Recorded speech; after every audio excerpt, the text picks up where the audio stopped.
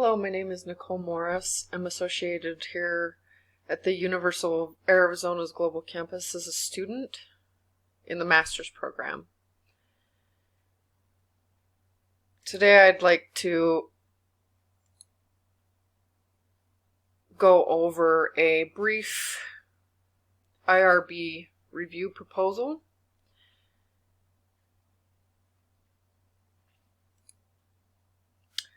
My research question is, how do specific genres of music affect levels of depression in those diagnosed? I want to research the effect of different musical genres on individuals' mental health, particularly those with the prognosis of depression. As we all know, that music can play a significant dynamic in emotions. Therefore, I'm interested in researching how the effects of music on depression versus those void of depression.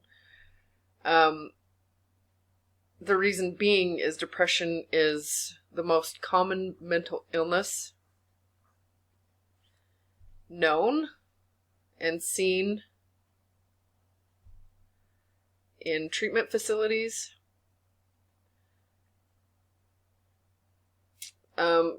Depending on the findings, it can aid and impact greatly and significantly how we provide treatment. The methods that I'll be using are triangulation and mixed, along with imagery. Pharmaceuticals are known for worsening adverse side effects. My testable hypothesis is uplifting music aids in the reduction of depression, whereas sad music heightens bouts of depression. Moving on to the next slide. I wanted to demonstrate imageries depicting negative music and positive music, and that there is physical findings associated between the two.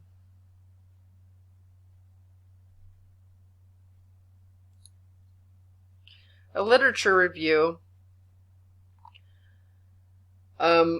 Research finding illustrates that more research between variables needs to be updated and congruent.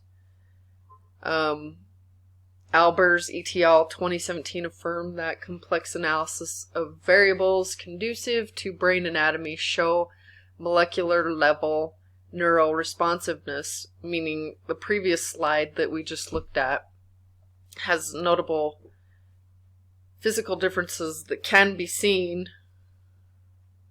when somebody's listening to music. Depression is the most common mental health disorder, especially prevalent among the adolescent populace, which I'm highly interested in researching more about. Mosier et al. 2016 surmised that music therapy alleviates symptomologies associated with depression. Fundamentally, music regulates the brain's chemistry response system, meaning the fMRIs that we just seen. There is conducive studies that show that it can change the neural networking systems. This is the scientific methods that I would like to incorporate in my research. We have mixed methods and triangulation analysis, which means I want to take all the mixed methods that I utilize and formulate them into the triangular analysis to conclude my robust findings. If you want to pause the slide and take a look at all the narratives that I exhibited, you're more than welcome. The imagery of the fMRIs is one that I'm really particularly interested in conducting, just because there's not a lot of research and work that's been done to illustrate the significant findings that could be imperative in the long run to those that are depressed. Moving on to the next slide, we have APA ethical adherences that will be incorporated into my research study, which include minimizing the risk of harm to participants, deceptive methods, informed consent, withdrawal. That means that patients have the right to withdraw at any time, and they need to be made aware of everything that's going on in the experiment very clearly, so they can make a very informative consent. Disclosures, patients' rights, protecting anonymity and confidentiality is really important. Any given time in a counseling therapeutic session or experiments, people have the right to protect their privacy. Briefing purposes of research. They need to know what the research is going to entail. They also need to be debriefed. Just in case the melancholy music causes more significant depression that needs to be addressed. So they need to have access to aftercare, and of course they need to have resources and protection. Meaning if they become more depressed, of course they need access to counselors and resources to help reverse the symptomology that the experiment could have caused.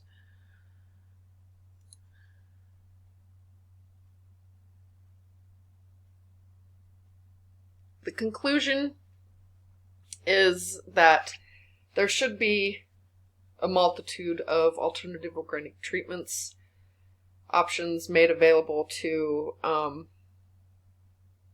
individuals that suffer from depression, instead of always having people suggest pharmaceuticals and therapy. There needs to be a multitude of different organic, viable options that people can turn to. Both uplifting and melancholy genres of music can invoke different emotions. Happy, sad. They can also aid in the processes of grief, which could be also beneficial to help express somebody's sadness. But they also need to be made aware of if their depression is significantly heightening, then that's probably something that they should